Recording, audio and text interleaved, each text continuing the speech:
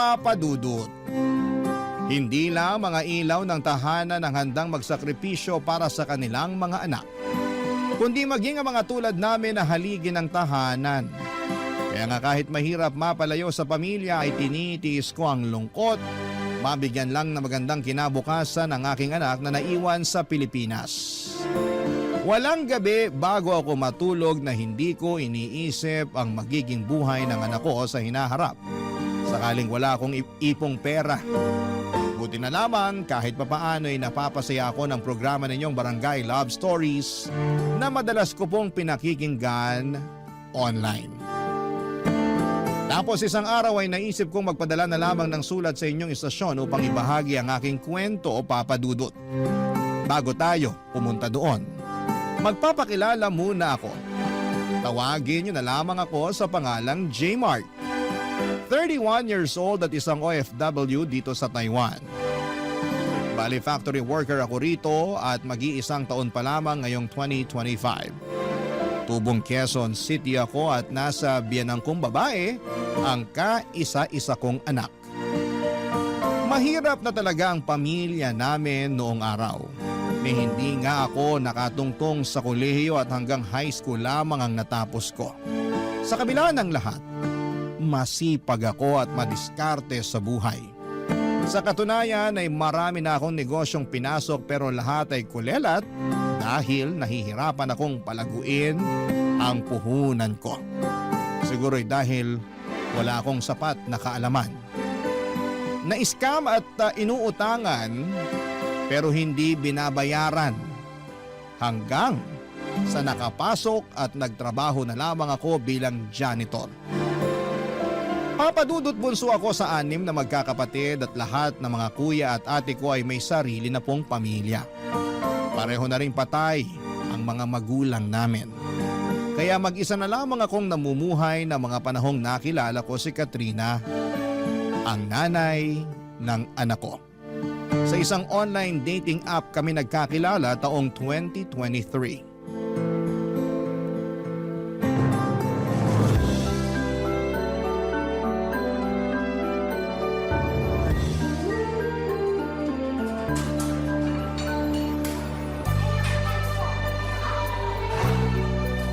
Masarap ba?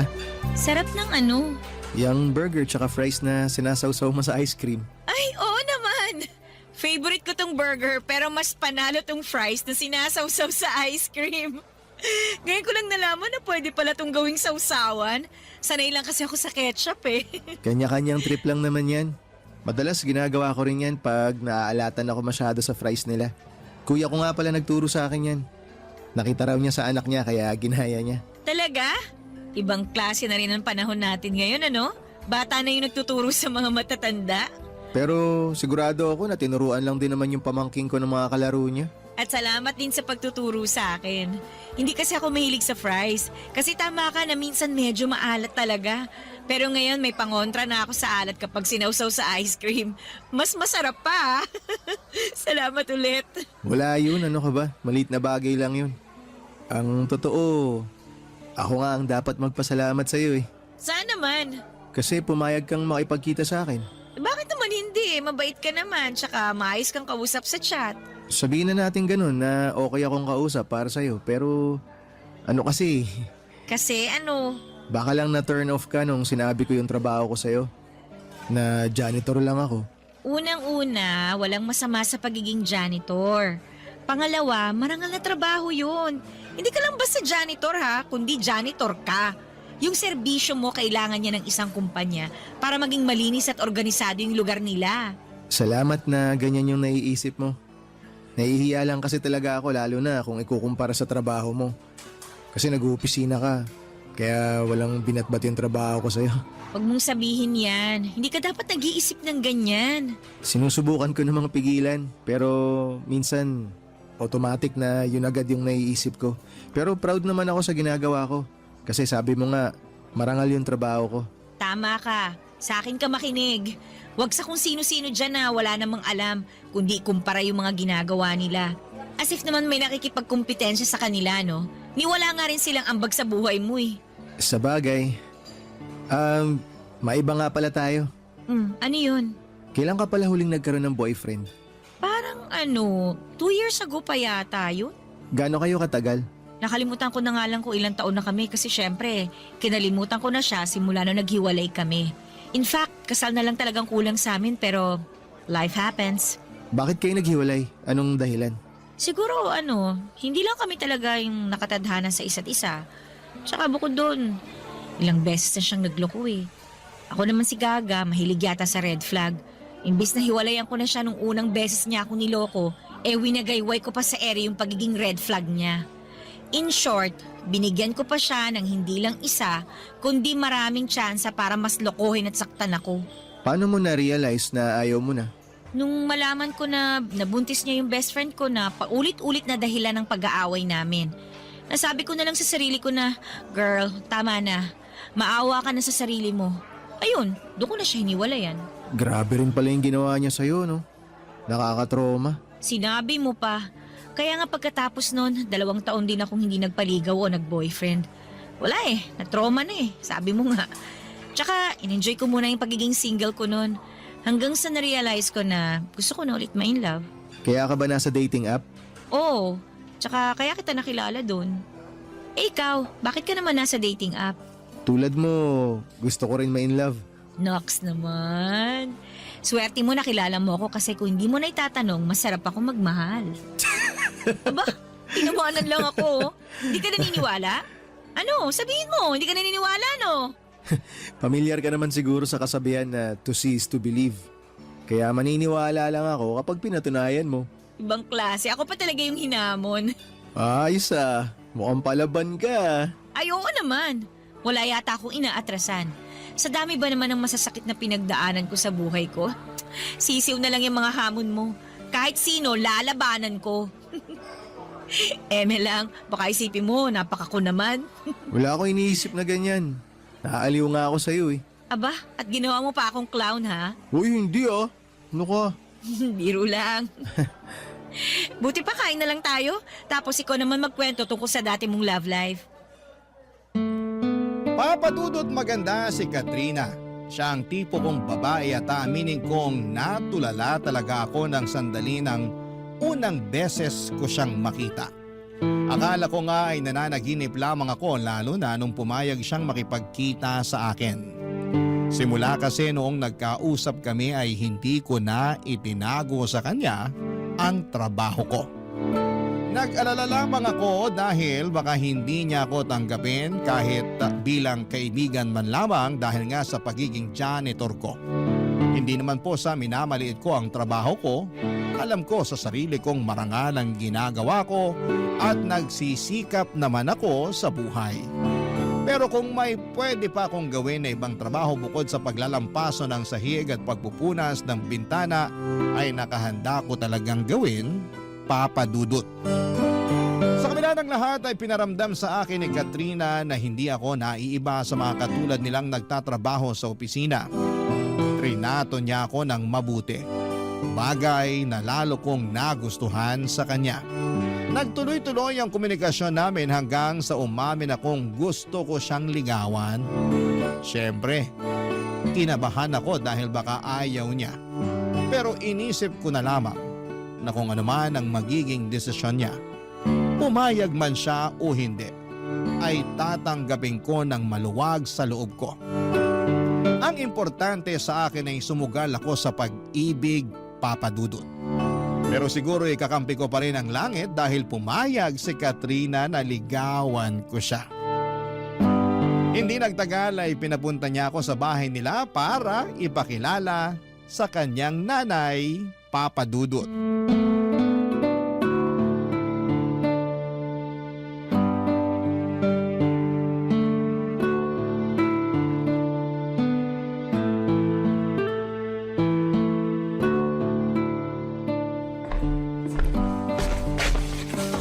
Oh, ito na ang special banana cue ko. Masarap yan. Mas masarap pa sa mga nabibili nyo dyan sa labas. Sige na, merienda muna kayo. Salamat po, Nay. Walang anuman. Teka, upo ako para makapagkwentuhan kami ng messenger nyo. Ha? Sino pong messenger? Ha? Eh sino pa ba? Eh di yung kasama mo. Ako po? Ay oo, ikaw lang naman yung kasama ng anak ko rito sa bahay namin ah. May iba pa ba? May iba pa ba na hindi ko nakikita? Wala na po. Yun naman pala eh.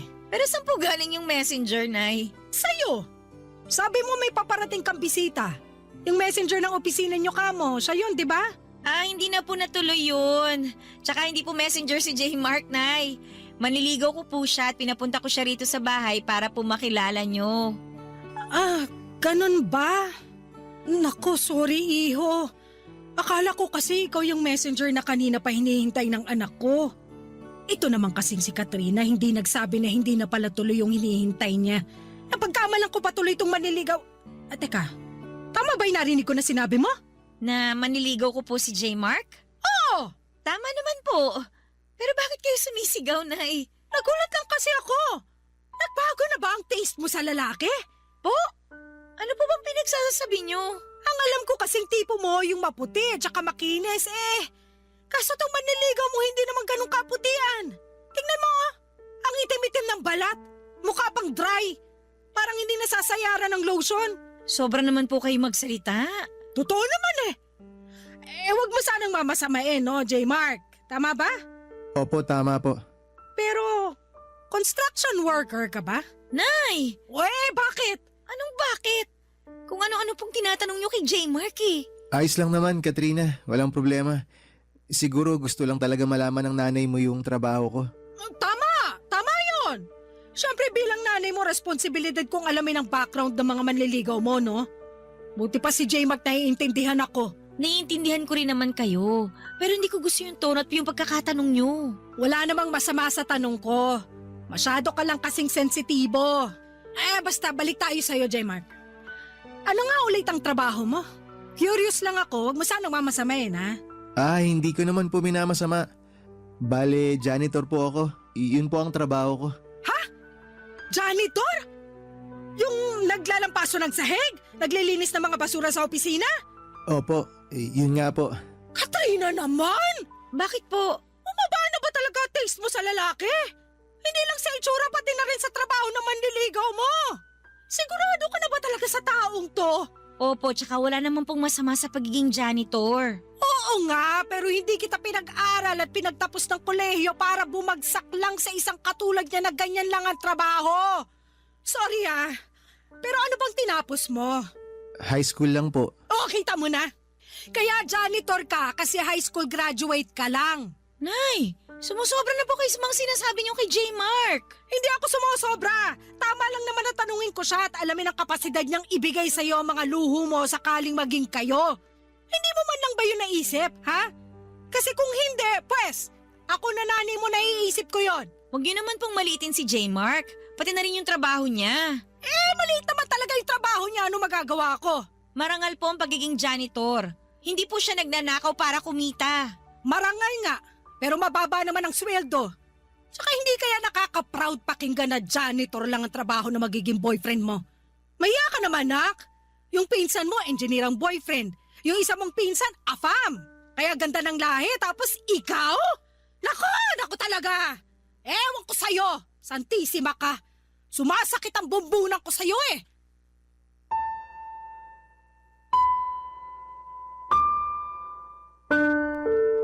Papadudot matagal na simula nang nagka-girlfriend ako. Sa sobrang tagal na nga ay hindi ko na po maaalala. Nahihiya kasi akong makipag-date ng walang panggastos kaya hindi talaga ako pumapasok sa isang relasyon. Kaya nga inabala ko na lamang ang sarili ko sa pagtatrabaho habang nag-iipon. Pero dahil pamahal ng pamahal ang mga bilihin at paminsan-minsan ay nahihingan pa ako ng tulong ng mga kapatid ko ay nababawasan ang ipon ko. Kaya nga aaminin kong pinalaban ako ng husto sa mga sinabi ng nanay ni Katrina tungkol sa trabaho ko. Naisip ko kung kaya ko bang ibigay sa anak niya ang buhay na kinasanayan nito kung sumisweldo lamang ako ng sapat para sa akin. Papadudod para po akong binuhusan ng malamig na tubig ng mga panahong yon. Buti na lamang at nandun si Katrina para saluhin ako at ipagtanggol sa nanay niya. Matapos niyang mapansin ang pananahimik ko pagkatapos ng pag-uusap namin. Barangay Love Stories. Barangay Love Stories. Papadudot pinanghinaan ako ng loob matapos akong pagsalitaan ng masasakit ng nanay ni Katrina. Bagaman nagsorry siya sa mga sinabi ng nanay niya sa akin ay napaisip pa rin po ako kung tama pa mang ipagpatuloy ko ang panliligaw sa kanya. Pero sa uli na-realize ko na mahal ko na si Katrina at matagal-tagal na rin simula nang pumasok ako sa isang relasyon. Kaya alam ko sa sarili ko na wala akong hindi kayang gawin para lamang mapatunayan sa nanay niya na karapat dapat ako para sa kanyang anak.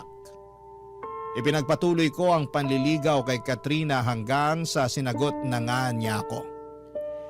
Hindi nagtagal ay naging kami at makalipas lamang ang 3 buwan ay nabuntis ko na si Katrina. Plano na sana namin bumukod pero nakiusap ang nanay ng girlfriend ko na doon na lamang muna sa bahay nila kami tumira para makapag-ipon ng pera at mabantayan at maalagaan niya ang kanyang anak. Sumang-ayon kami ni Katrina sa kahilingan ng nanay niya. Kahit na alam ko sa sarili ko na makakarinig na naman ako sa nanay niya ng mga masasakit na salita. At hindi nga ako nagkamali doon, papadudot.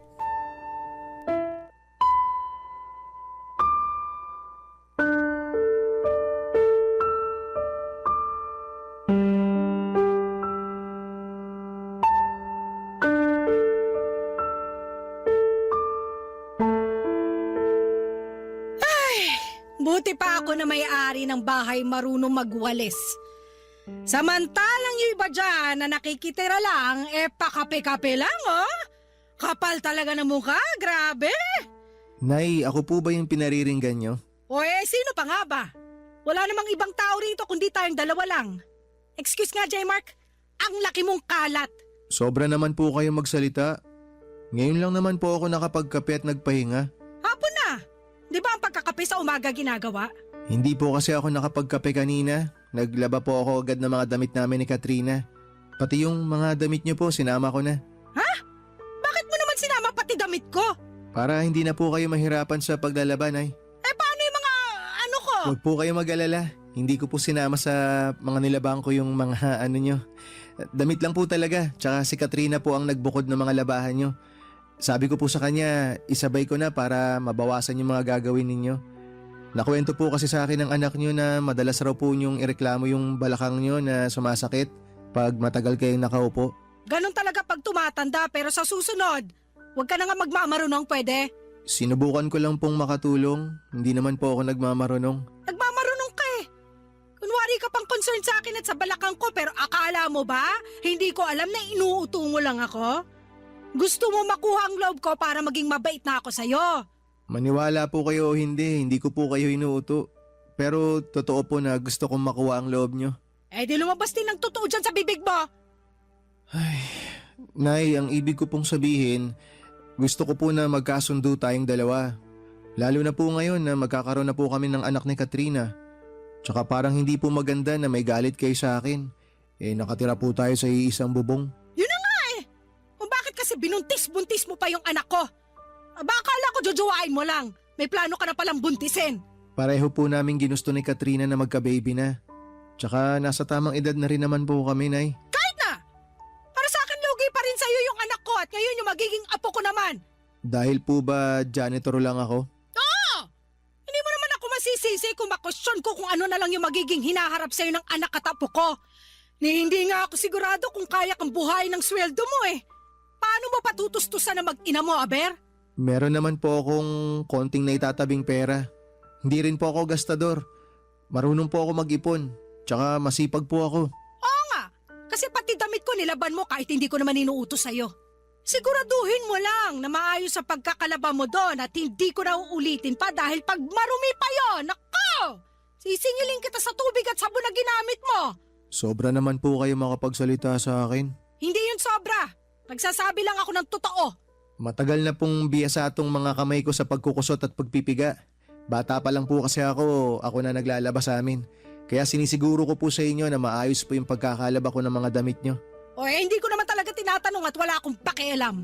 Nay, wag naman po kayong ganyan. Huwag mo nga akong artehan ng ganyan. Akala mo yata madadala mo ako sa kakaganyan mo?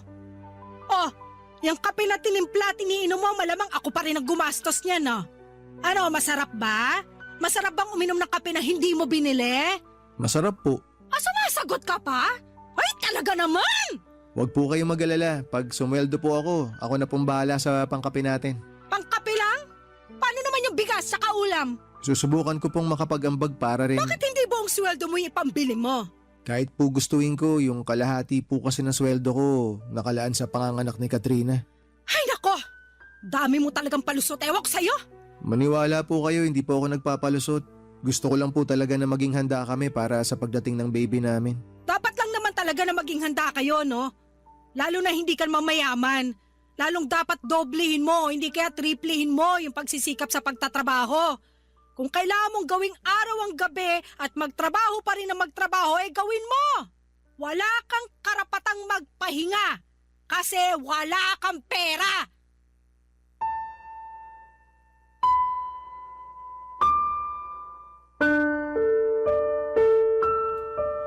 Papadudot kahit naman lalaki ako ay may damdamin pa rin ako na marunong masaktan.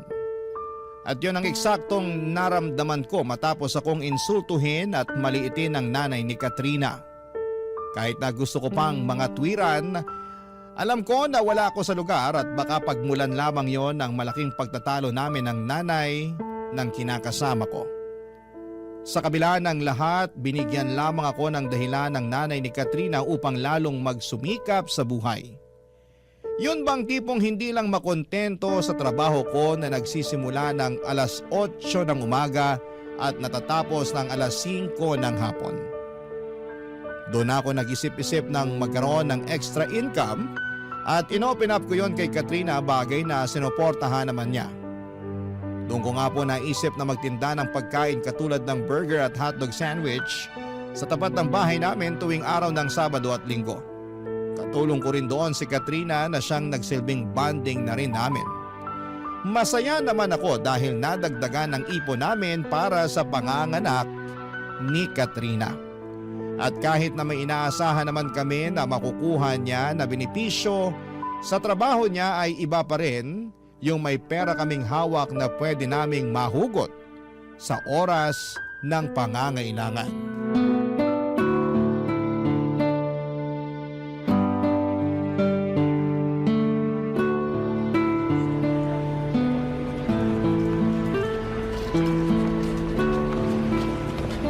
Wow! Sold out na naman yung burger at hotdog sandwich natin ah.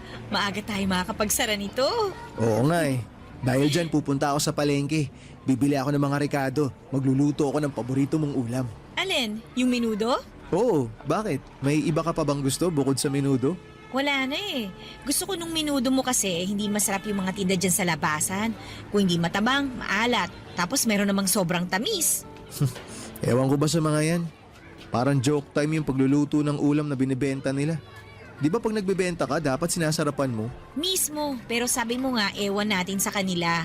Pero maya-maya ka na umalis ha, maaga pa naman tsaka katatapos lang natin magtinda. Upo muna tayo rito tsaka magkwentuhan muna tayo. Gusto mo ng kape? Timpla kita? Wag na. Sabi kasi ng nanay mo, sa umaga raw dapat nagkakape. At nakinig ka naman kay nanay. Nagkakape pa rin naman ako sa hapon, di ko lang pinapakita. Kasi baka may masabi na naman siya. Tungkol sa bagay na yan, pagpasensyahan mo na si nanay ha. Menopause na kasi yun eh, kaya ganun lang tabas ng dila nun. Ewan ko ba naman sa nanay kung yun? Ayos lang sa akin yun. Nai-inspire nga ako pag pinagsasabihan niya ako ng ganun eh. Na-inspire ka na ano? Na magsikap ng gusto para sa pamilya natin. Oo, masakit yung iba niyang mga sinasabi pero naiisip ko lang na nanay pa rin siya eh. Siyempre gusto niya lang kung ano yung maganda para sa'yo. Tsaka pinangangaralan niya lang ako, yun ang tingin ko ah. Kaya nga imbis na magmukmok o magalit ako sa kanya dahil sa mga masasakit na sinasabi niya sa akin, iniisip ko na lang na yun yung paraan para mas mapalago ko pa yung sarili ko. Kaya mo ba naisip na mag-business ng hotdog sandwich at burger dito sa lugar natin tuwing Sabado at Linggo? Oo, matagal ko na rin namang sinusubukan magnegosyo pero palaging inaalat eh. Laging minamalas. Ayun, kaya hindi nagtatagal. Oo, bakit naman? Ang iniisip ko na lang, baka hindi para sa akin yung mga sinimulan kong negosyo. Kaya nag-concentrate na lang ako sa pagtatrabaho. Pero buti hindi ka pa rin sumusuko, no? Sumuko saan? Sa pagninegosyo? Oo. Naisipan mo pa rin na magtinda kahit na sabi mo nga minamalas ka. Siyempre, dapat subok lang tayo ng subok. Tsaka nasa isip ko, gusto ko kasi talagang magtagumpay. Lalo na tong negosyo na sinimulan natin. Malaki na yung pakinabang nito sa atin kung tutuusin. Extra income, sabi nga ng nanay mo. Kung hihintayin ko lang kasi yung sweldo ko, kinsenas katapusan, hindi tayo makakaipon ng malaki-laki para sa paglabas ni baby, di ba? Naiintindihan ko naman na yun talaga yung gusto mong mangyari. Yung makaipon ng malaki. Pero sana, huwag mo pa rin masyadong pagurin yung sarili mo. Na-appreciate ko naman lahat ng pagsasakripisyo mo para sa pamilya natin. Pero huwag ka namang gigil masyado. Baka kasi kumapano ka eh. Kawawa naman kami na magiging anak natin. Walang mangyayari sa akin. Malakas kaya ako. Alam ko naman yun. Pero mabuti na rin yung nag-iingat. Tsaka dapat balanse lang ang lahat. Paano ba yung balanse? Ano, yun bang may oras ng trabaho pero syempre may oras din ng pahinga. Nagpapahinga naman ako ah. Huwag kang mag-alala. Hindi ko lang mapigilan kasi na nakikita ko na halos gawin mo ng araw yung gabi. Ang sipag-sipag mo kaya, wala akong masabi kundi napakaswerte ko talaga sa'yo. Yun lang din naman kasi ang maipagmamalaki ko yung kasipagan ko. Hindi rin. Marami kang mabubuting bagay at katangian na pwede mong ipagmalaki. Una na dyan yung trabaho mo kasi marangal yun. Tsaka wala kang tinatapakang tao. Tsaka hindi ka naman tatagal ng halos 5 taon doon sa pinapasukan mo kung hindi maayos ang serbisyo mo. Totoo rin naman yan. Hindi talaga nila ako madaling mapapalitan kung tutuusin kasi maayos naman ako magtrabaho. Kaya nga dapat mong ipagmalaki yun. Yung mga janitor kasi namin sa office, nako, sandali lang. As in, 1 o 2 buwan, ibang mukha na kagad yung makikita namin. Hindi raw kasi maayos magtrabaho. Tsaka madalas inirereklamo ng mga boss, kaya tinatanggal sila sa trabaho. Pero para sa akin, kahit ano pa yung trabaho mo, basta marangal yan. Dapat minamahal mo ng husto, lalo na sa hirap ng buhay ngayon. Tama. Yung trabaho mo kasi, yan ang sumusuporta at bumubuhay sa pamilya mo. Kaya dapat lang na mahalin at irespeto mo.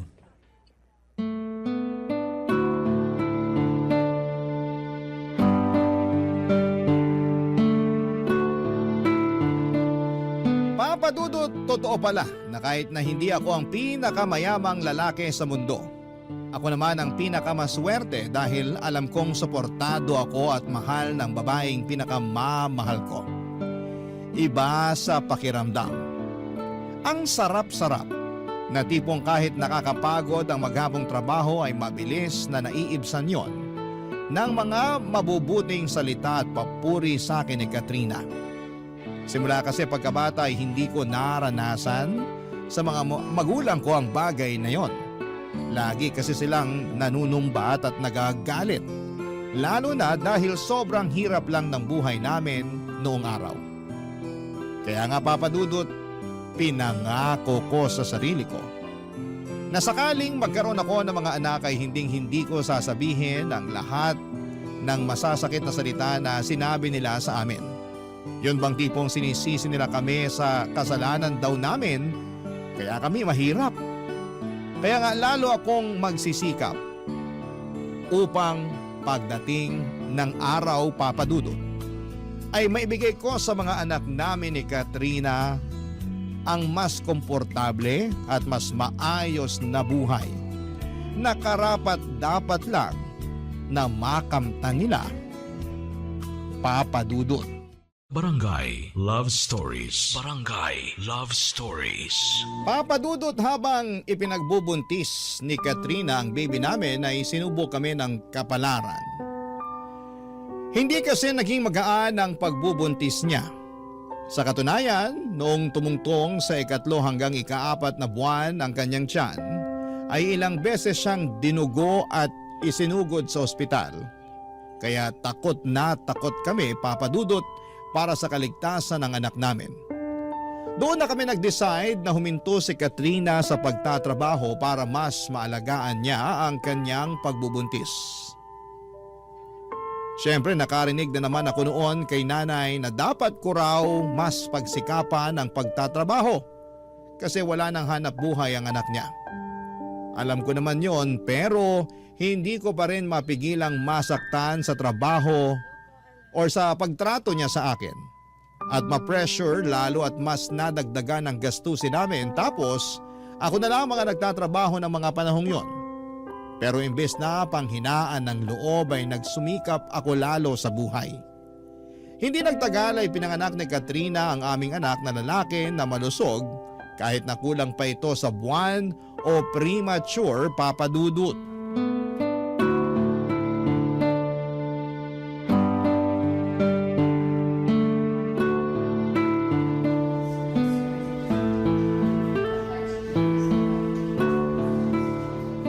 Okay ka lang ba?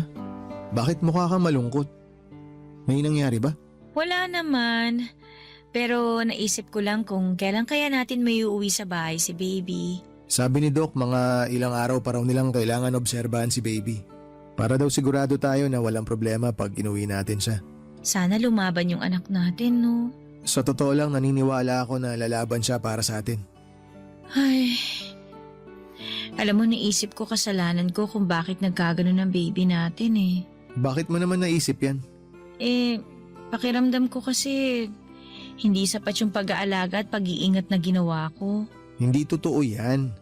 Nag-resign ka nga sa trabaho para mas maalagaan mo yung pagbubuntis mo di ba? Oo, pero hindi ko kagad ginawa eh. Sana nung una pa lang nag-resign na ako para mas natutukan ko yung pagbubuntis ko.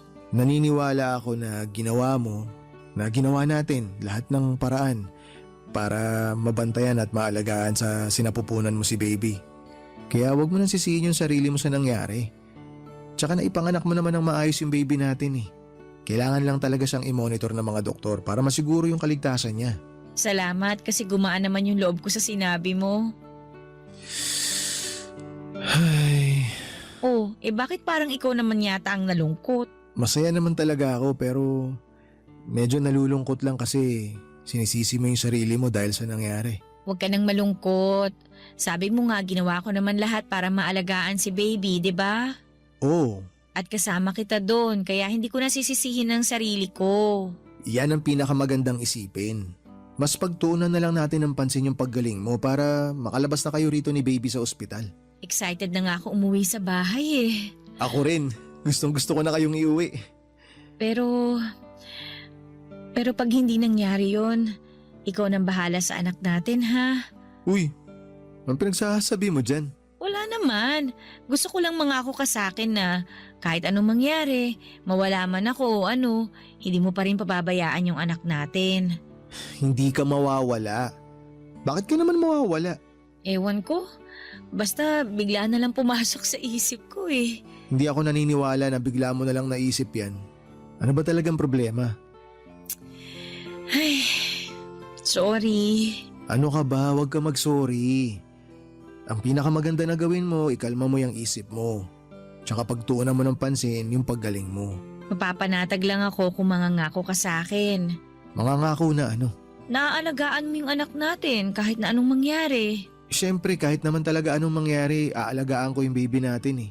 Hinding-hindi ko siya pababayaan. Pati ikaw, hindi rin kita pababayaan. Magsisikap ako ng gusto para maitaguyod ko yung pamilya natin. Salamat, J-Mark ha. O ano, okay na.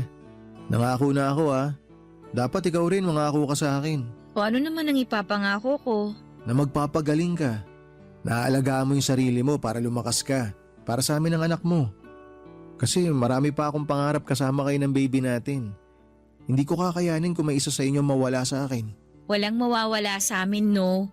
Pareho yata kaming warrior ng anak mo. Ikaw ba naman nanay eh? Sigurado warrior talaga yung anak mo. Thank you sa pag-aalaga sa amin ng baby natin. Simula pa lang nung nagkakilala tayo at nalaman nating magkakaanak tayo. Thank you talaga. Mas pinagaan mo yung pagbubuntis ko. Hindi mo kailangan ipagpasalamat sa akin yun kasi masaya ako na alagaan ka. At ngayon, responsibilidad ko na yun bilang padre de pamilya. Kaya asahan mo na gagawin ko ang lahat para maalagaan kayong dalawa ni baby. Pangako yan. Ang swerte-swerte ko talaga sa'yo. Tama talaga yung desisyon ko na tanggapin yung panliligaw mo at sagutin ka. Alam ko na kasi na magiging mabuting tatay ka sa anak natin eh. Salamat at naisip mo yan. Sa totoo lang, matagal ko na rin talagang pangarap maging tatay. At ngayon natupad na. Tinupad mo yung pangarap ko. tinupad mo rin naman yung pangarap ko na maging nanay sa anak natin kaya salamat talaga. O siya, ituloy na lang natin tong mahabang usapan na to. Basta ang pinakagawin mo, magpagaling ka. Ha? Pagka nakalabas na kayo rito ni baby, kung pwede, pasyal tayo sa beach. Gusto ko yan. Alam ko talaga na gustong gusto mong pumunta sa beach, kaya tutuparin natin yan. Kasama ang baby natin.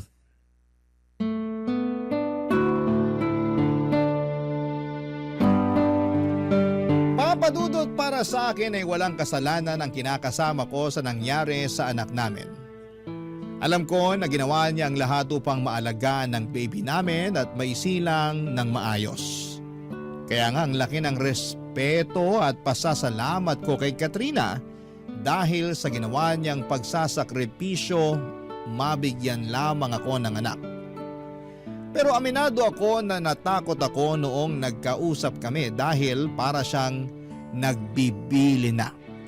Sa kabila ng lahat ay sinantabi ko ang pangamba ko at nag-focus sa pagsasaayos ng kwarto namin para sa nalalapit na pag-uwi ng mag-ina ko sa bahay. Ganon din ang iba pang papeles at pera na kailangan na pambayad sa ospital.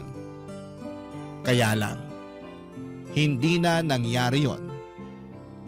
Dahil makalipas lang ang isang araw ay nag-50-50 si Katrina bago siya binawian ng buhay. Papadudot, nagkaroon pala ng komplikasyon ang panganganak niya. At hindi na yon naagapan pa. Papadudot, namatay ang kinakasama ko. Matapos maipanganak ang baby namin. Sobrang sakit, Papadudot. Para akong napilay ng mga panahong yon at pakiramdam ko ay pinagsakluban ako ng langit at lupa. Matapos iwanan na lamang ni Katrina ng basta-basta. Iyak ako ng iyak na para bang gusto ko na ring sumunod sa kanya, Papadudot. Hindi ko akalain na maglalaho ng ganong kabilis ang lahat ng mga pangarap namin. Ang sakit, lalo't plano ko na yayain siyang magpakasal kapag nakarecover na siya sa panganganak. Pero alam ko na hindi na yon mangyayari pa. Ilang araw, Papadudot, pagkatapos ng libing ni Katrina ay mas lalo akong nalugmok dahil sa matinding kalungkutan.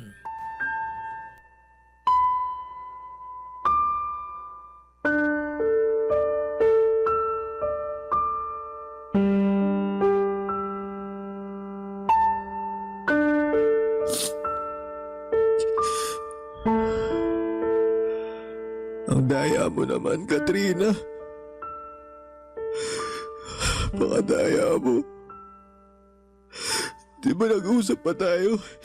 Napupunta tayo sa beach kasama si baby pagkalabas niya sa ospital. Binigla mo naman ako. May sorpresa pa naman ako sa'yo paglabas mo. Hayain na sana kita magpakasal eh. Pero wala na. Iniwan mo lang kami ng anak natin. Sobrang sakit naman dito, Katrina. Sobrang parang ako dinudurog.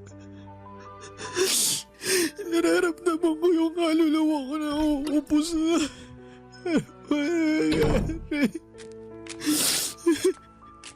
J-Mark, Nay, kayo pala. anong ginagawa mo rito sa labas? Malamok ko. Buti hindi ka pinapapak dyan. Okay lang naman po ako. Hindi ko po iniinda yung mga kagat ng lamok sa sobrang sakit po ng nararamdaman ko. Pwede ka magsabi sa akin. Makikinig ako. Hindi ko po alam kung paano mag-uumpisa eh. Basta ang alam ko lang po para akong nadudurog dahil sa pagkawala ni Katrina. Hindi ko po alam ang gagawin ko. Kung paano pa po ako magpapatuloy dahil sa nangyari. Wala namang madali pero hindi mo yung kailangan gawin mag-isa. Nandito ako. Kahit naman paano, anak na rin ang turing ko sa'yo. Salamat po, Nay. Tungkol doon sa mga hindi natin pagkakaunawaan, wala na sa akin yun. Simula nung namatay ang anak ko, pinagsisihan ko na lahat ng mga kasalanan ko sa'yo.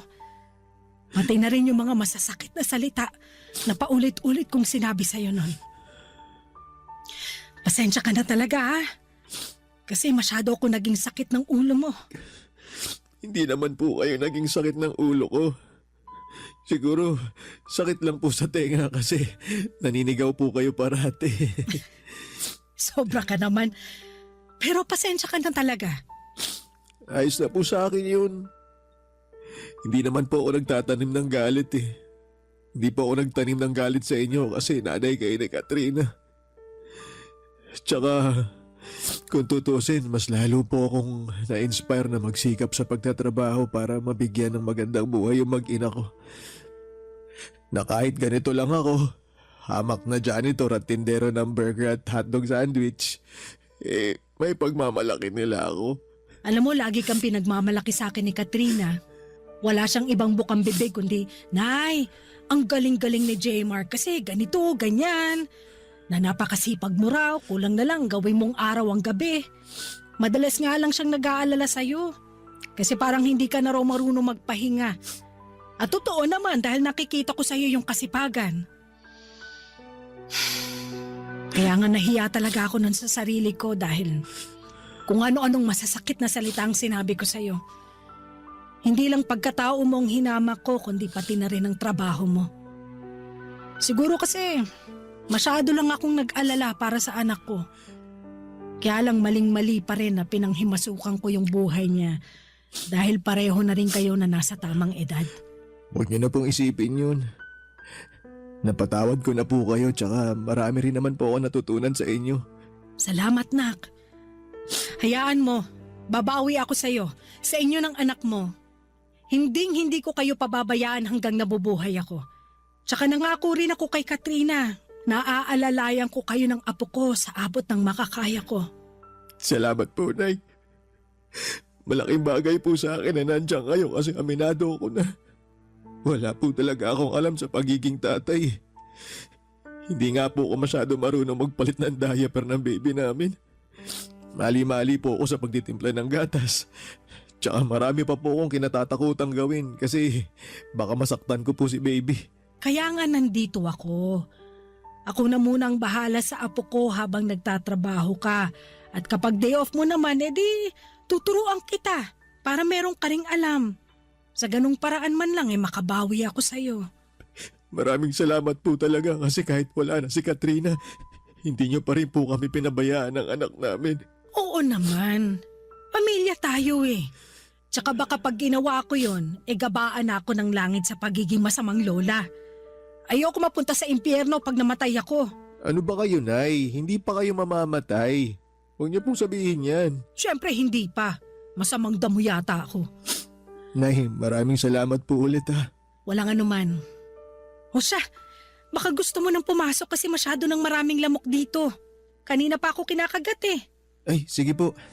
Pasok na po tayo. Baka biglang magising si baby tapos wala ako sa tabi niya. Yun nga rin ang naisip ko. Kaya tara na sa loob.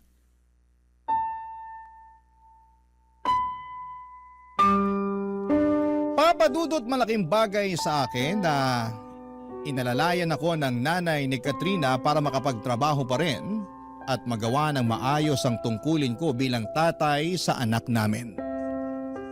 Kung ako lang kasi ay baka mahirapan ako lalo na at kailangan din ako ng baby namin. Mga ilang buwan ko rin na inaral ng husto lahat ng turo sa akin ni nanay mula sa pagpapadede kay baby, pagpapalit ng diaper, pagpapaligo hanggang sa pagpapadighay.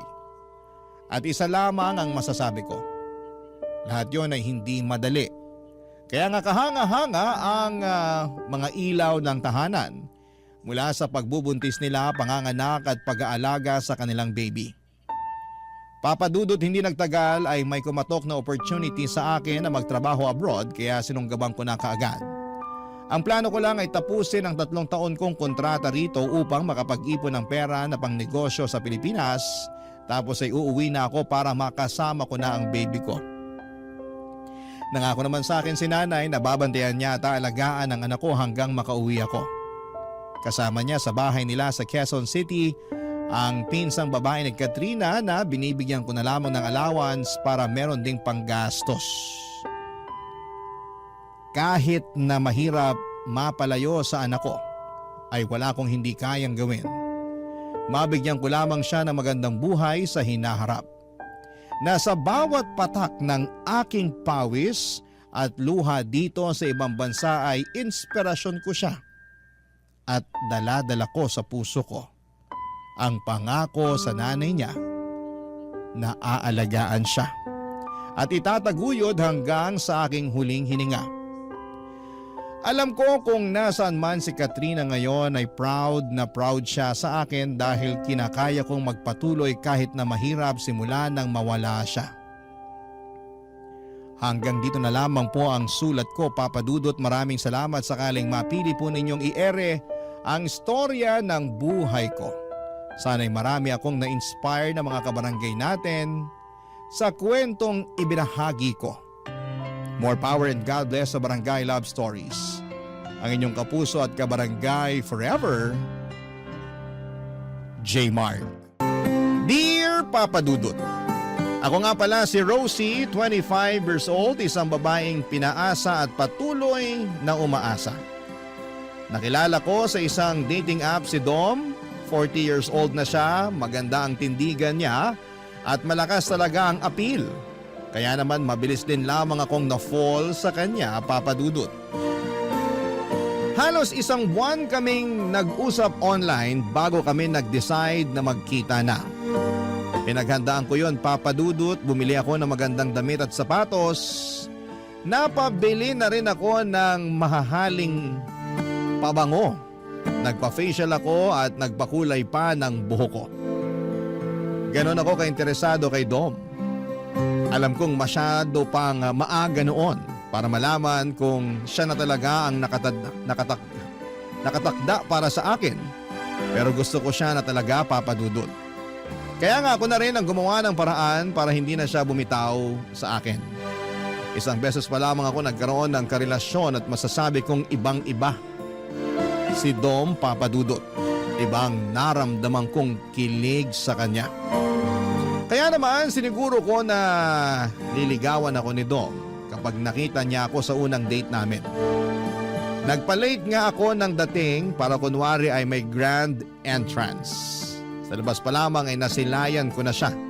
Malakas ang naging kabog ng dibdib ko at napakagwapo pala niya sa personal at parang wala siyang 40 kung titignan. Halos hindi ako makapasok noon dahil kinakabahan ako dahil baka hindi ako maging enough sa kanyang paningin.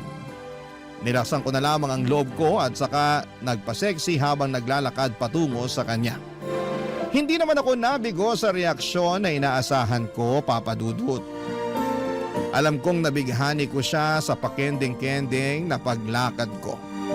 Namula pa nga ng bahagya mga pisngi ko dahil nakatitig lamang siya sa akin at parabang gandang-ganda siya sa akin. Nang maupo na ako ay nginitian ko na siya, Papa Dudut.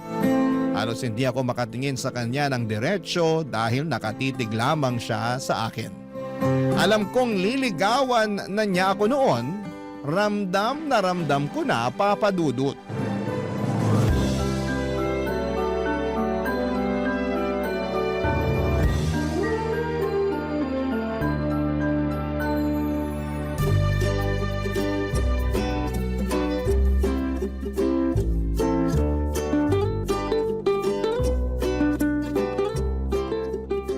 Tumal ngayon ah. Kanina pa walang customer. Dapat ganitong oras, dagsana mga tao. Ganun talaga. Di lahat ng araw mabenta tayo. Meron talaga yung ganito, walang katao-tao. Wala na ngang katao-tao, pati boses mo, wala rin kabuhay-buhay. Malungkot kasi ako. May nangyari ba? Meron. Ayoko nga sana mag-duty pero di naman pwede. Pwede kang magkwento sa akin. Para kahit paano, gumaan naman yung loob mo. Ay, di niya na kasi ako kinakausap eh. Ha? Sino? Sino pa ba? Eh di yung kinukwento ko sa'yo nung nakaraan. Yung lalaki na nakilala ko sa clan. Yun ba? Akala ko di na kayo nag-uusap nun. Sabi mo pa nga, nakakatamad siyang kausapin, di ba? Oo, nung una. Pero mali pala ako. Buti na lang nireplyan ko pa rin yung text niya. Binigyan ko ng chance na makilala siya ng husto. Pero sabi mo, hindi ka na niya kinakausap, di ba? Oo. Kailan pa? Nagsimula nung isang araw tapos hanggang ngayon. Tinadtad ko na nga siya ng text eh. Sinubukan ko ring tawagan pero cannot be reached naman. Hindi ko naman alam kung anong rason kasi okay naman kami tuwing nag-uusap kami. Yung totoo, in love na nga ata ako sa kanya eh. Patay tayo dyan. Baka naman naramdaman niyang in love ka na sa kanya, kaya di na siya nagparamdam. Ganun ba yun? Minsan, oo. Siya kaya yung una nagsabi sa akin na gusto niya ako. Tapos sabi ko di pa ako ready ulit makipagrelasyon kasi nga kakabreak ko pa lang si ex-boyfriend ko. Nakwento ko yun sa'yo ah. Oo, iyak ka pa nga ng iyak sa akin nun. Ang pangit ko ba ng mga oras na yun? Hindi naman, sakto lang. Grabe ka naman sa akin. Kaibigan ba talaga kita? Oo, kaya nga sinasabi ko lang yung totoo. Ay nako, ang prangka mo kahit lalaki ka. Wag mo nang ibayin yung usapan. Anong sabi niya nung sinabi mo hindi ka pa ready makipagrelasyon ulit? Willing to wait daw siya. Pero hindi nawala yung sweetness niya. Yung pagiging caring at thoughtful kagaya nung una. Kaya na-inlove na rin ako. Sinabi mo ba yan sa kanya? Sasabihin ko pa lang sana kaso hindi na nagre-reply eh. Tapos hindi ko na matawagan number niya. Palagay mo, may nangyari kayang masama sa kanya? Hindi ko alam pero palagay ko niloko ka lang niya. Hindi totoo na in love siya sa'yo. Talaga? Bakit naman niya gagawin yun wala naman siyang mapapala sa akin? Hindi ko alam pero malay mo, ginawa ka lang niyang pampalipas oras. Tapos nung nagsawa na siya, di ka na niya nireplyan. Nagkita na ba kayo? Hindi pa. 2 linggo pa lang naman kami nag-uusap eh. 2 linggo pa lang naman pala. Makaka-move on ka rin doon. Paano mahal ko na nga siya. OA man kung tutuusin pero kahit na sandali pa lang kami nag-uusap at hindi naging kami, broken hearted na ako. Hirap sa'yo, dali mong magtiwala sa mga lalaking nakaka-text mo. Babait kasi sila sa akin at alam mo naman type ko 'di ba? Sweet, caring, thoughtful. Kaya lang kayong mga lalaki talaga sa una lang kayo magaling eh. Oh, wag mong latin. Okay sige, pwera sa'yo. Saka sa mga tatay natin. Pero yung iba ganun na lahat. Ay, pakiramdam ko tuloy. Magkakasakit ako kasi broken hearted ako. Kung totoong mahal ka niya at kung para kayo sa isa't isa, babalik yun. Pag hindi, hayaan mo na lang siya. Sana nga ganun lang kadali yun.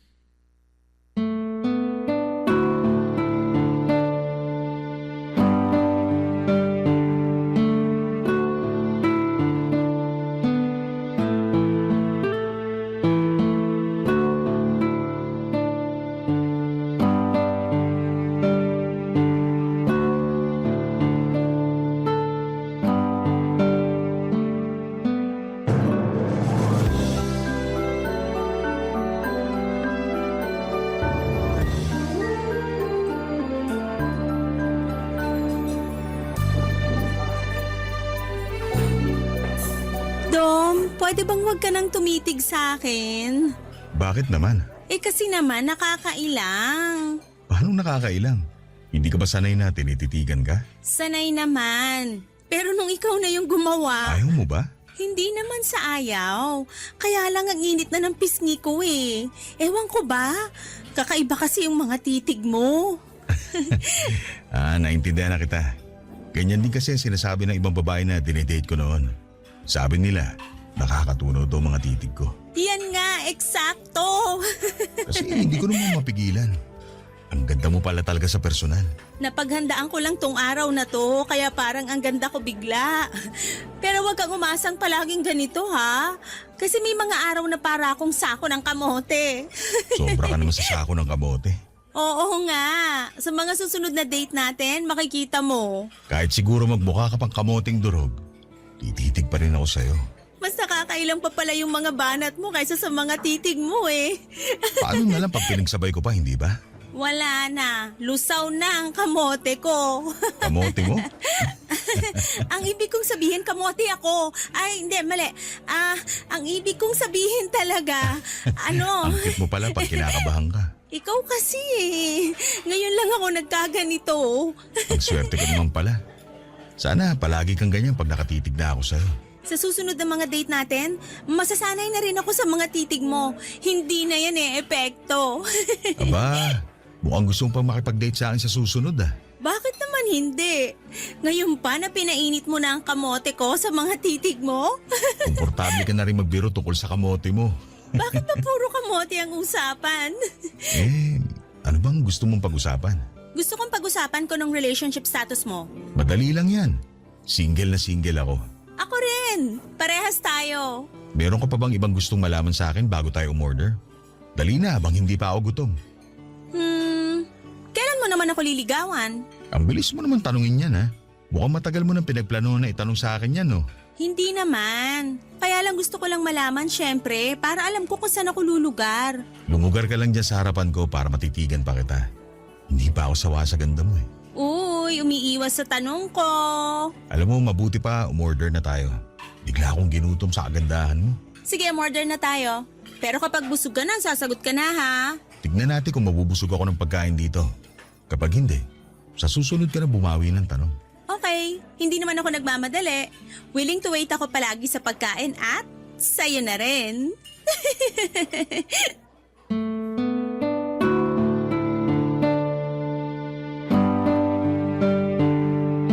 Dinaan ko na lamang sa biro ang huling sinabi ko bago tawagin ni Dom ang waiter para umorder, Papa Dudut. Sa totoo lang ay pambawi ko lamang yung biro na yon para matakpan ang pagkakapahiya ko. Halata namang umiiwas si Dom sa tanong ko tungkol sa panliligaw. Alam ko namang makakakuha ko ng positibong sagot sa kanya dahil nakita ko naman na interesado siya sa akin. Kaya ang confident ko lang din na magtanong kung kailan niya ako liligawan, kaso mali pala yon. Dapat pala ay hindi ko muna binitawan ang mapangahas na katanungan na yon. Nagkunwari na lang ako na okay ako at nakipagkwentuhan na lamang sa kanya sa ibang bagay. Ako na rin mismo ang naglihi sa usapang ligawan dahil masaya ang date na yon pero alam kong may kulang. Panay ang tanong ko kung may balak pa ba akong ligawan ni Dom. Yun na bang huling date namin? Inasahan kong hindi na niya ako aayain pa na mag-date dahil hindi naman niya ako sinabihan kung niligawan niya ako. Pero makalipas ang isang linggo ay inaya ulit niya akong mag-date. Nagkaroon muli ako ng pag-asa kahit papaano. Pero hindi na ako nagtanong pang muli, Papa Dudut. Hahayaan ko siyang magkusang magsabi sa akin na liligawan na niya ako. Nakailang dates na rin kami pero bigo akong marinig sa kanya kung niligawan ba niya ako o hindi. Nangangati na akong tanungin sa kanya kung ano ba kaming dalawa. At doon ko nga napatunayan na sa hirap palang maging babae talaga, Papa Dudut. Hindi ka makapagtanong kung ano ang namamagitan sa inyong dalawa dahil napapangunahan ka ng hiya. Pero alam kong kailangan ko nang alamin bago pa ako mahulog sa kanya ng mas malalim. Sa sumunod na date namin ay naglakas ako ng loob na magtanong sa kanyang muli, Papa Dudut.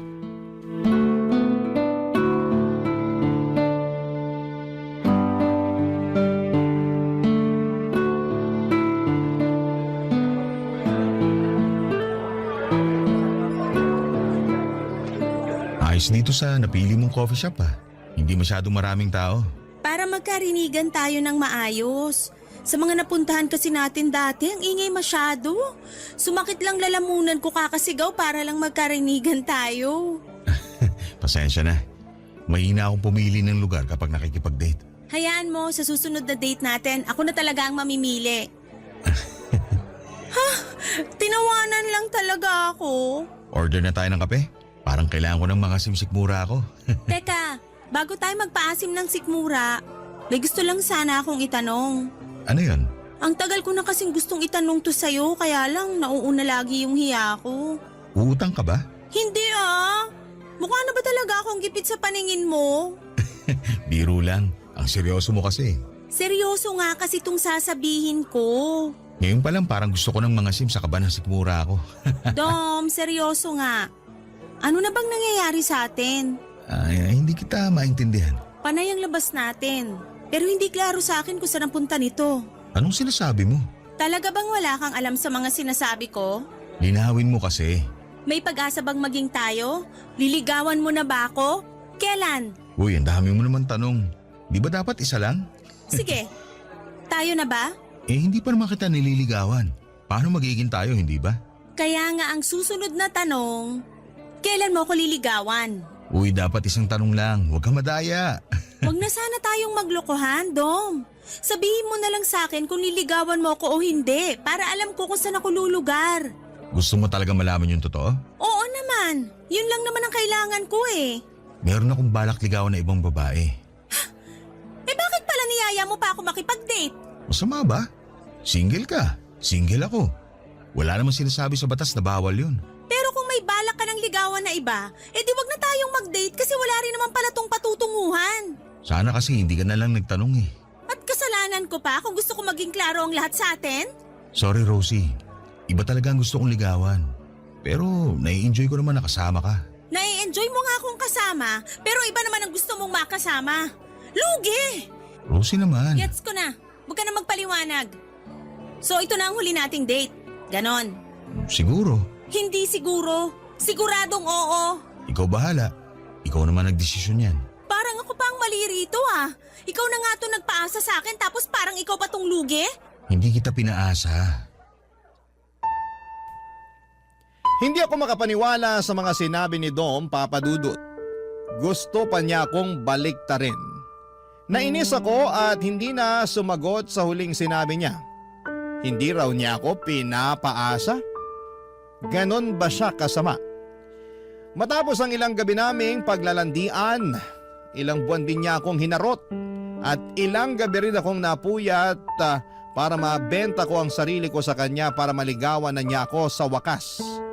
Tapos sa bandang huli, Papa Dudut, noong gusto ko nang iklaro ang lahat ay bigla niyang sasabihin sa akin na hindi niya ako pinaasa at meron daw siyang ibang balak na ligawan. Hindi na ako nakatiis, umalis na ako kaagad sa coffee shop na yon at hinabol niya ako hanggang sa labas. Kinumbinsin niya ako na ituloy natin ang pagkakape dahil sayang naman daw ang pinuntan namin doon. Kaya lang ay nawala na ako ng gana. Agad kong pinara ang taxi na dumaan at walang kimong iniwan siya. Papa Dudut, nahirapan akong mag-move on kay Dom. Hindi ko siya blinak sa social media kahit ang kanyang cellphone number. Alam kong merong parte pa rin sa puso ko na gusto kong marinig sa kanya na ako ang pipiliin niyang ligawan. Pero matapos nga ang pag-uusap naming dalawa ay hindi na siya muling nagparamdam pa sa akin. Doon ako mas lalong nasaktan dahil alam kong hindi niya ako gusto talaga, Papa Dudut. Sa pagdaan ng mga araw ay sinikap kong makalimot sa kanya at ang hirap pala talagang mag-move on kahit na wala kayong nasimulan. Kasi lagi kang aasa sa closure kung saan ka ba nagkulang. Kung bakit hindi kanya nagawang piliin kahit na harap-harapan ka namang nagpakita sa kanya ng interes. Ano pa bang kulang sa akin? Yon ang naging madalas na tanong ko sa sarili ko habang hindi pa kaya ng puso ko. Nakalimutan siya matapos niyang magpaasa sa akin. Barangay Love Stories. Barangay Love Stories. Mahirap man, Papa Dudut, pero tiniis kong hindi magparamdam kay Dom. Kahit miss ko na siya. Alam kong marupok ako sa kanya. Malaking tulong na nga rin na hindi na siya tuluyang nagparamdam sa akin. Para mabilis ako makaiwas na maging marupok.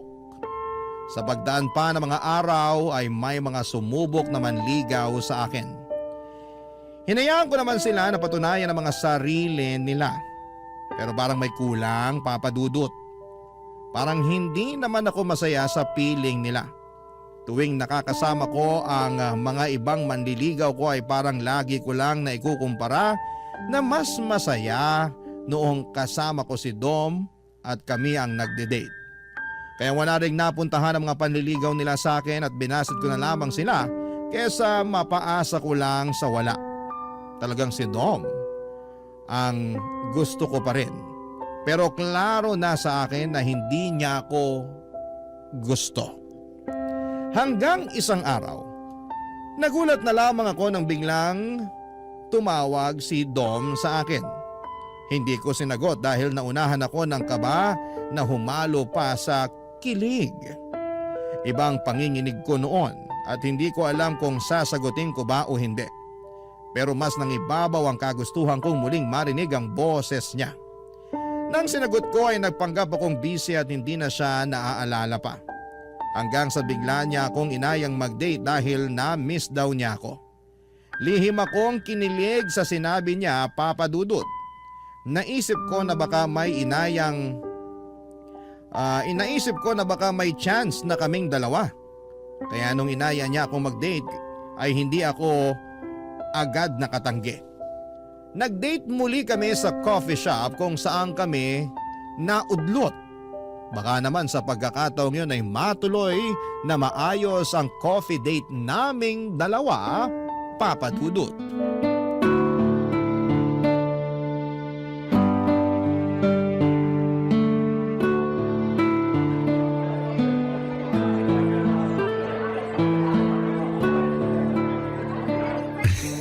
Anong nakakatawa? Parang kailan lang nandito tayo sa coffee shop na to, nagtatalo. Kasalanan mo kasi. Oh, tawa lang uli. Hindi lang ako makapaniwala na mabibigyan mo ulit ako ng second chance. Naglakas loob lang talaga akong tawagan ka. Kahit napakiwari ko, hindi ka pa natatauhan. Hindi pa nga. Pasalamat ka na lang talaga. Thank you ah. Ang tibay ng helmet mo. Akala ko mapapahiya na ako eh. So ano bang ibig sabihin itong date natin ngayon? Ano bang gusto mo maging ibig sabihin ng date natin ngayon? Ayan ka na naman ha. Mukhang red flag ka na naman sa akin. Joke lang. Ano ba? Gusto kong malaman kung mag-aaksaya ba ako uli ng oras sa'yo o may pagbabago na ba sa feelings mo para sa akin. Hindi naman nagbagong feelings ko para sa'yo. Gusto pa rin naman kita. Pero hindi ako ang niligawan mo. At nagsisi nga ako na ibang babae ang pinili ko. Anong ibig mong sabihin? Binasted ako nung nililigawan ko. Kaya pala ginagawa mo akong rebound ngayon. Uy, hindi ah. Nung binasted niya ako, doon ko napagtanto na ikaw talagang tamang babae para sa akin. Hindi ka rebound. Gusto na talaga kitang ligawan ngayon.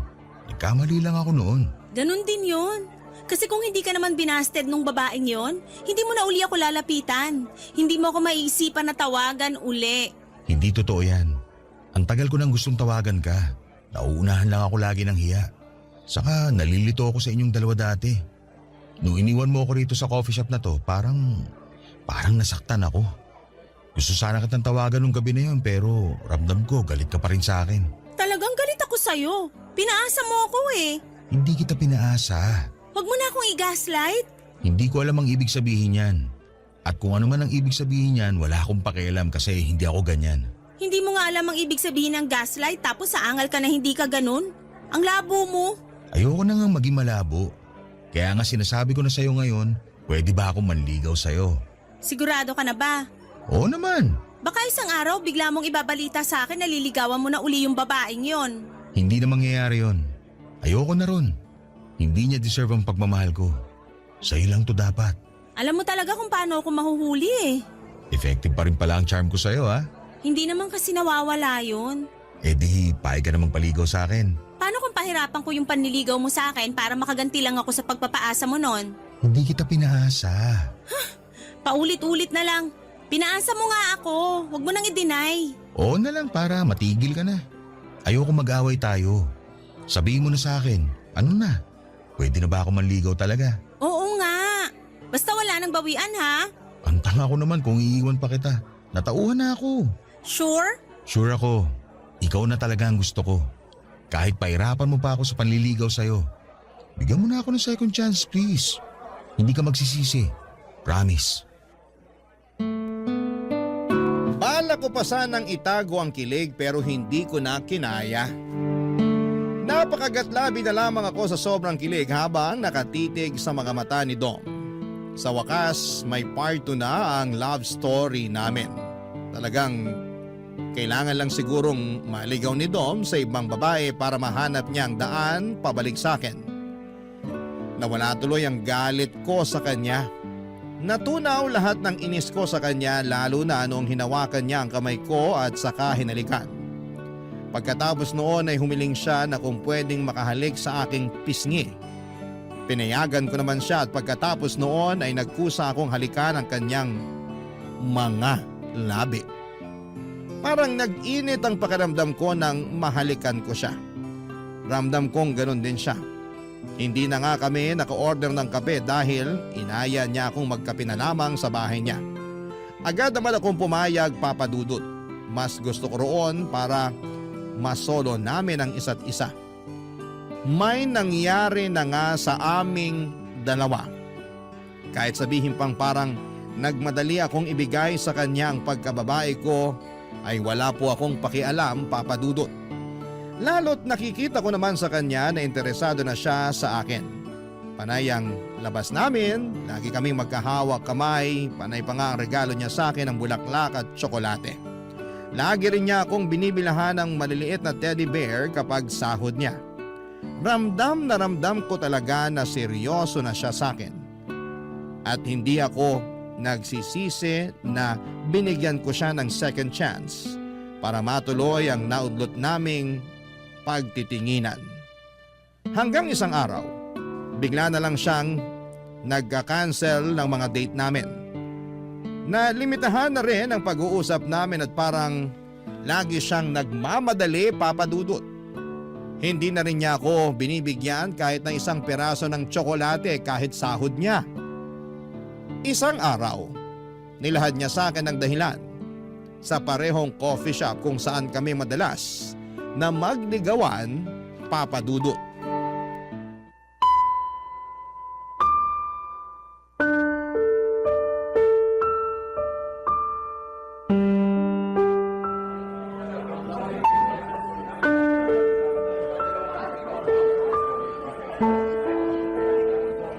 Mabuti naman at pumayag ka nang makipagkita sa akin. Nakakatampo ka na ah. Pasensya ka na talaga, Rosie. Okay ka lang ba? Oo naman. Okay pa ba tayo? Oo. Bakit biglang nabulol? Nabigla lang ako sa tanong mo. Ako nga tong nabibigla sa mga reaksyon mo eh. May problema ba tayo? Wala naman. Naging busy lang talaga ako. Dati ka pa naman busy, pero nagagawa mo pa rin akong pansinin. Ngayon parang wala na ako sa'yo eh. Kung hindi pa ako magagalit sa chat, hindi ka pa magre-reply sa akin. Hindi ko naman kasi madalas hawak ang cellphone ko ngayon. Ang dami mong dahilan. Sumasagot lang kasi ako sa tanong mo. Alam kong may problema, kahit ilang beses ka pang mag-deny sa akin. Wala nga. Dom, please. Huwag mo naman akong hayaan na mag-overthink lagi. Hindi na ako makakonsentrate sa trabaho ko dahil lagi kong iniisip kung may problema tayo. Paulit-ulit naman, Rosie. Sabi ngang wala. Umorder ka na nga lang ng kape para makauwi na ako. At ngayon nagmamadali ka naman. Ilang linggo ka nang hindi nakikipagkita tapos ngayon parang gusto mo na ako agad itaboy? Hindi kita tinataboy. Ayoko lang gabihin sa daan kasi matraffic ngayon. Biyernes pa naman. Kailan ba hindi naging matraffic sa Manila? Ayusin mo naman yung dahilan mo. Ano ba gusto mong marinig sa akin ha? Nakakairita na eh. Yung totoo. Ano, Dom? Ayaw mo na ba sa akin? May gusto ka na bang ligawan na iba? Wala akong ibang gustong ligawan. Pero paano ko? Itutuloy mo pa rin ba yung panliligaw sa akin? Ay, nako. Bumuntong hininga pa talaga. Ayaw mo nang manligaw sa akin? Nahihirapan ka na bang mapasagot ako? Kasi kung naiinip ka na, pwede na kitang sagutin ngayon. Hindi mo kailangan gawin. Mabuti na lang din na tabanggit mo yan kasi parang gusto ko munang ihinto panliligaw ko sa'yo. Ano? Parang hindi pa itong tamang oras para manligaw ako. Mabuti na lang talaga at hindi mo pa ako sinagot. Baka kasi gusto mo nang manligaw sa iba. Katulad ng ginawa mo sa akin noon. Hindi ganun ang sitwasyon ngayon. Naisip ko lang na hindi ko pa kaya na magkaroon ng karelasyon. Bakit biglang nagbago ang desisyon mo? Imposibleng walang third party to. Ang lala naman ang pagdududa mo sa akin. Alam ko nagkamali ako noon. Pero hindi na ako umulit manligaw ng iba habang naliligaw ako sa'yo. Eh ano ngang dahilan kung bakit naisip mo bigla na hindi ka pa pwedeng makipagrelasyon? Kasi limited lang ang budget ko. Ano ba namang rason yan? Hindi naman kita nare-require na gastusan ako. Pwede namang manligaw kahit wala ng tsokolate, teddy bear o bulaklak. Sapat na sa akin yung magkape lang tayo at magkasama. Kahit nga kape, medyo tagilid eh. Kailangan ko mag-ipon kasi bala kong bumili ng bahay at lupa sa probinsya namin. Para may matira naman ng mga magulang ko. Kung ganun, susuportahan naman kita dyan. Pwedeng pansamantala, ako muna ang gagastos sa mga date natin. Wala kang ilalabas kahit ano. Kahit sa bahay mo lang tayo mag-date palagi para hindi ka na mamasahe palabas. Ako nang bahala. Wala pa naman ako masyadong responsibilidad sa pamilya ko kaya okay pa na ikaw muna ang pagkagastusan ko. Hindi mo kailangan gawin yan. Mag-ipon ka rin para sa'yo. Huwag mo akong gayahin. Tignan mo ako. 40 na pero wala pa rin ipon. Tapos ngayon parang huli na. Saka naman ako nagkukumahog para magkaroon ng pera. Rosie, marami pang iba dyan. Makakahanap ka pa ng ibang lalaki na paninindigan ka. Ano pa bang laban ko kung tinapos na niya, Papa Dudut? Kung ayaw na niya. Napatahimik na lamang ako at hindi ko na alam kung tatayo na ba ako para umalis ng walang paalam. Hindi naman ako makaiyak dahil nahiya akong ipakita yon sa kanya. Ayokong makita niya na mahina ako dahil lang sa pag-iwan niya sa akin. Hinawakan niya ang kamay ko at sinabing gusto niya talaga ako pero kailangan niyang gumawa ng sakripisyo para sa pamilya niya. Pinilit ko siyang unawain dahil pamilya naman niya yon. Masakit lang kasi na sa ikalawang pagkakataon ay pinili niyang bitawan ako para sa iba. Para matakpan ng sakit, umorder na lamang ako ng kape para sa aming dalawa. Sinabi kong libre ko na para tulong na rin sa kanya. Hindi naman siya pumalag, Papa Dudut. Iyon ang huling kape naming dalawa. Tahimik lamang kami habang inuubos ang kape at panay ang tingin ko sa mga pumapasok na magkakadate sa coffee shop na yon. Nakaramdam po ako ng pait. Bakit masaya sila at kami hindi? May malas ba sa coffee shop na yon kaya palagi kaming natatapos doon ni Dom. Pero doon din kami nagsimulang magligawan. Naging masaya rin kami habang nasa coffee shop na yon. Hindi ko dapat sisihin ang lugar. Dapat kong sisihin ang sarili ko na umasa kay Dom na sa ikalawang pagkakataon ay forever na kami. Mali pa rin pala talaga. Hindi ko na inubos ang kape at nagpaalam na ako kay Dom. Naiwan si Dom sa coffee shop na yon, tumayo na lamang ako at walang lingong lumabas. Barangay Love Stories. Barangay Love Stories. Papa Dudut, mas naging mahirap ang pag-move on ko dahil na-experience ko na kung paano magmahal si Dom. Matagal kaming nagligawan kaya ang tagal bago ko natanggap na tapos na kami bago pa man kami makapagsimula. Lahat ginawa ko para lamang hindi siya isipin pero bigo ako. Hindi ko alam kung nagayuma ba niya ako para mahumaling ako ng ganon sa kanya. Panay ang iyak ko sa tuwing sasapit ng gabi at matatapos ang pagpapanggap ko buong araw. Hindi ako okay at tanggap ko yon. Panay ang dasal ko na sana'y matapos na lahat ng nararamdaman ko para kay Dom. Pero natagalan bago ako sumapit doon.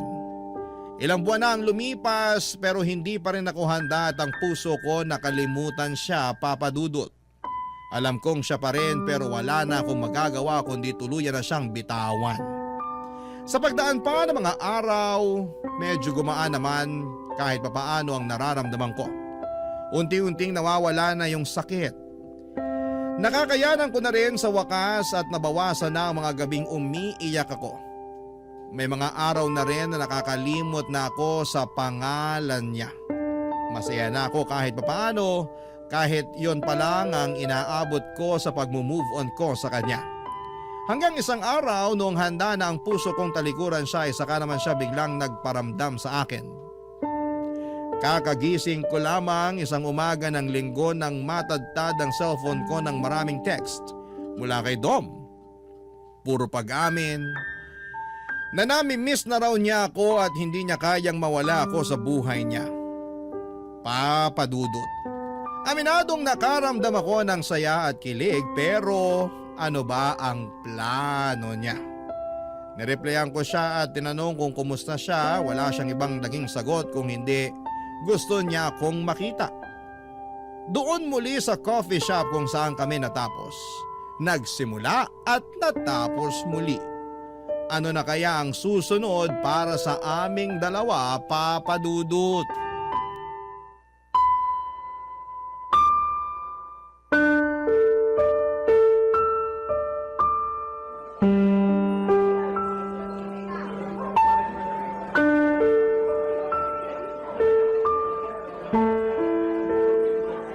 Diretsahan na. Bakit bigla mong tatadtarin ng mga text yung cellphone ko? Masama ba? Masama talaga. Tinapos mo na tayo, di ba? Dapat hindi ka na nagpaparamdam pa. Oo, pero... Pero gusto mo uli akong paasahin. May third eye ka ba? Kasi parang ramdam mo ko eh. Ramdam mo kung kailan kaya ko nang bumitiw sa'yo. Saka ka biglang lalapit para testingin uli ako. Hindi totoo yan. Namiss lang talaga kita. Sinungaling. Totoo yun. Kung alam mo lang kung gaano kahirap sa akin na masanay na wala ka na ulit sa akin. Ang hirap. Huwag mo nga akong daanin sa drama. Kung nadaan mo ako sa ganyan dati, ibahin mo ngayon kasi kaya ko na.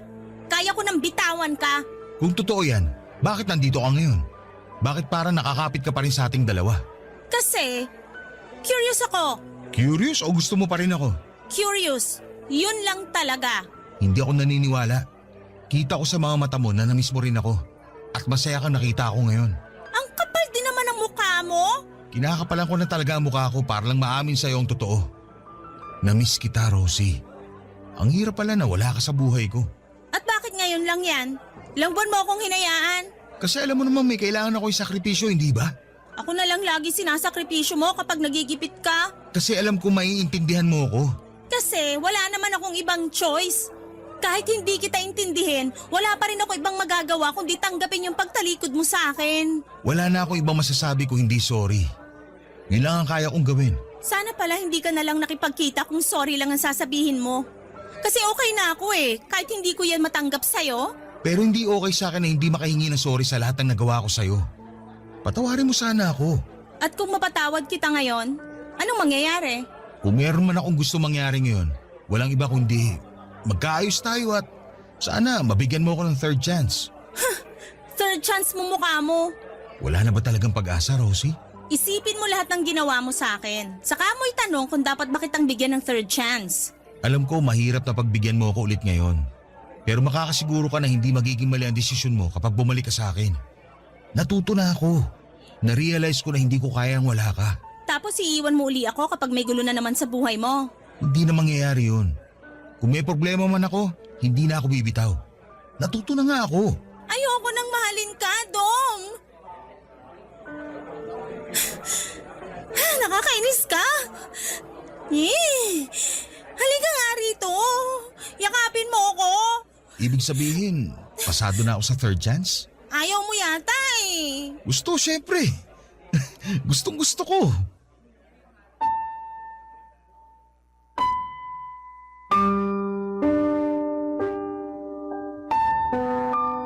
Napaiyak na lamang ako nang lapitan ako ni Dom para iyakapin. Nagpalakpakan ang mga tao sa paligid namin at akala ata nila ay nag-propose si Dom sa akin.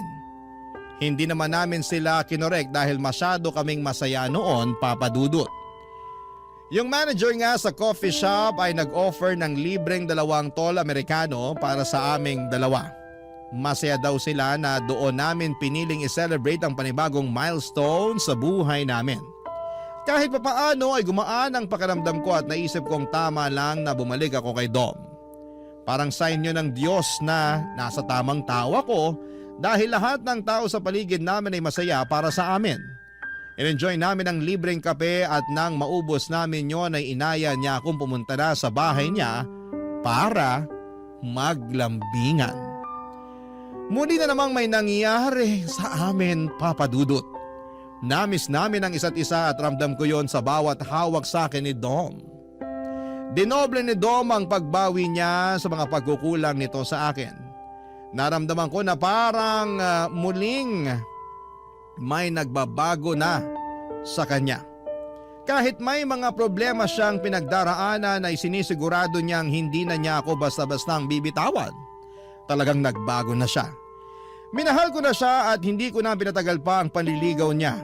Sinagot ko na siya at naging opisyal na kaming dalawa at naging okay na ang mga sumunod na buwan sa aming dalawa. Plano na nga niyang pakasalan ako sa susunod na taon, Papa Dudut, basta makaipon. Mahal na mahal ko na talaga siya at ginawa ko ang lahat para lamang manghinayang siyang iwanan ako kung sakali man.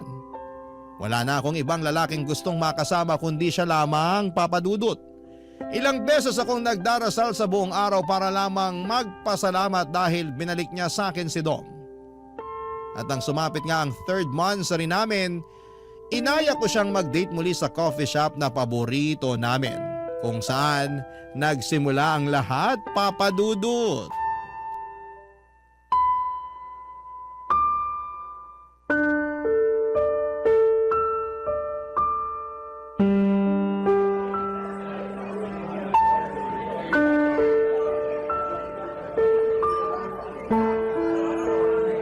Bakit ngayon ka lang? 3 oras na ako naghihintay sa'yo rito. Nakailang higop na ako ng kape. Inaasid na ako ng malala. Pasensya na. May nakasalubong lang kasi ako. Nagkakwentuhan kaya hindi ko na namalayan ng oras. Gaano ba ka-importante sa'yo yung taong yon para makalimutan mo yung oras ng date natin? Sorry na nga eh. Babawi na lang ako sa'yo ngayon. Ginagalit mo ako eh. 3rd monthsary pa naman natin. Ilang sorry pa ba ang kailangan kong sabihin, Rosie? Oh, bakit parang nabaligtad yung sitwasyon? Bakit ikaw naman tong galit? Ako nga to naghintay sa'yo rito at munti ka nang maging diabetic dahil sa dami ng cake na nilantakan ko, wag lang mapaalis sa mesa na to. Bakit kasi ganyan ang atake mo sa akin? Kararating ko lang binungangaan mo na kagad ako. Sana inintindi mo muna ako. Kasi pinaghintay mo ako eh. Minsan lang naman ako na-late sa mga lakad natin. Minsan nga lang pero tinaon mo pang monthsary natin. Alam mo, ayoko makipag-away sa'yo. Aalis na lang ako. Teka, sorry na. Nainis lang ako kasi kanina pa kita gustong makasama. Eh di yan ang sabihin mo. Hindi yung mga away ka na lang bigla. Bakit parang ibang tono mo ngayon? Ha? Hindi ah. Kilala kita, Dom. May problema ba? Ikaw nga to may problema. Ikaw to nang-aaway tapos bigla mo ipapasa sa akin yung issue. Hindi eh. Alam ko na yung galawan mo eh. Anong meron? Sige, maging tamang hinala ka na naman. Alam mo, mabuti pa. Maghiwalay na lang tayo. Dom? Sino ang nakamit mo kanina? Bakit? Ayokong maging tamang hinala. Pero hindi ka naman kasi ganyan dati. Mahaba ang pasensya mo sa toyo ko. At hindi ka basta-basta nakikipaghiwalay maliban ngayon. Dom, umamin ka. Anong nangyari kanina habang wala ka rito? Wala nga. Huwag mo nga pairalin yung toyo mo. Nakakairita na eh. Bukas na lang tayo mag-usap pag kalmado ka na. Alis muna ako. Dom, please! Mag-usap tayo! Kinakabahan ako sa'yo! Alam mo, ayoko sa lahat yung masyado naghihinala. Maghiwalay na lang talaga tayo. Ayoko na. Bakit ang bilis mong umayaw? Anong nangyari kanina, Dom? Anong nangyari? Rosie, ayoko na. Narealize ko ngayon na hindi pala talaga kita gusto. Napatunayan ko na lang na tama ang feelings ko nung binungangaan mo ako. Anong nangyari, Dom? Sabihin mo sa akin. Hindi ka magdedesisyon ng biglaan kung wala lang. Gusto mo talaga malaman ng totoo? Oo. Naalala mo yung niligawan ko dati? Yun ang busted sa akin? Yung babaeng pinili mo kaysa sa akin? Siya yung kasama ko kanina. Ano na naman to, Dom? I'm sorry, Rosie. Ayoko na maging unfair sa'yo. Mahal ko pa rin pala siya. Dom, ilang beses mo ba akong gaganituhin? Huli na to. Babalik na ako sa kanya. Liligawan ko ulit siya. At kapag binasted ka na naman niya? Hindi niya na ako binasted, Rosie. Sabi niya pwede ko na siyang ligawan. Kasi type na rin daw niya ako.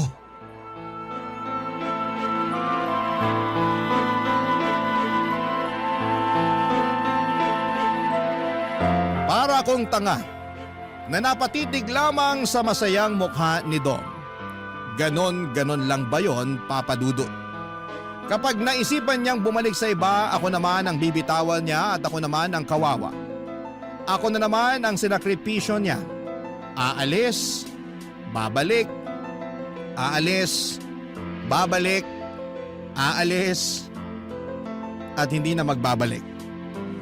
Ang pangit ng pattern naming dalawa, aminin kong parte ako ng kasalanan kung bakit siya umaabuso ng ganon sa akin. Dahil alam niyang patay na patay ako sa kanya at kahit na anong mangyari ay babalikan ko siya. kapag naisipan niyang kumatok ulit. Pero hindi na sa pagkakataong yon. Ayoko na. Hindi na tama.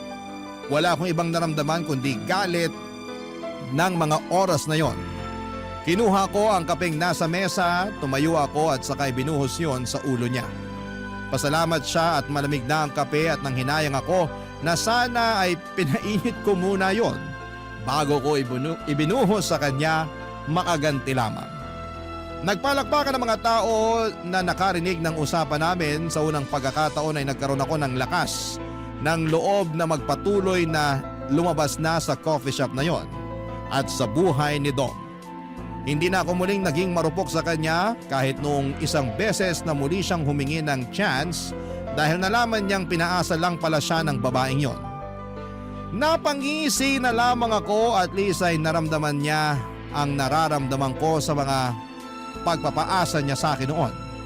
Hindi ko na siya nireplyan at tuluyang ko na siyang blinak sa lahat ng social media niya at cellphone number na rin.